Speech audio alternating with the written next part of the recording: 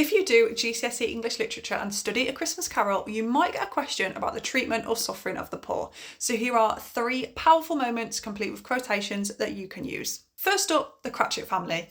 Dickens gives us this unforgettable image of poverty and resilience. In Stave 3, we see Bob Cratchit come home with Tiny Tim on his shoulder, and Dickens describes Tiny Tim as a cripple with a little crutch to support him.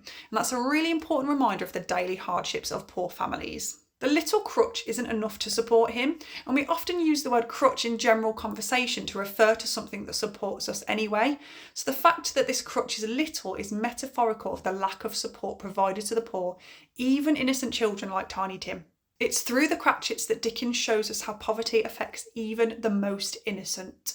And number 2, you can also look at the chilling moment when the ghost of Christmas Present reveals 2 starving, desperate children, ignorance and want. So Dickens describes them as yellow, meagre, ragged, scowling and wolfish. The ghost warns that these children are symbols of society's neglect, especially towards the poor.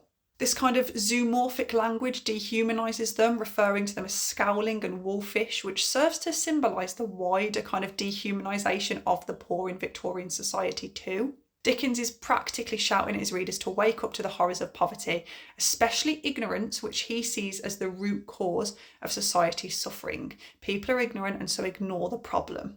And then finally, Dickens criticises how religion can be misused to ignore the suffering of the poor. In Stave 3, he contrasts the innumerable people who appear in the streets on Christmas Day with the good people attending church. These poor individuals emerge from by streets, lanes and nameless turnings as the wealthier churchgoers head into church. By showing this contrast, Dickens seems to be highlighting his belief that attending church, whilst obviously an important part of Christian religious practice, is only really performative, in other words, kind of false and fake, if those attending are not actually supporting their fellow man through charity and compassion, because these are important Christian values. Now, I hope these help. Save it for later and share with your friends.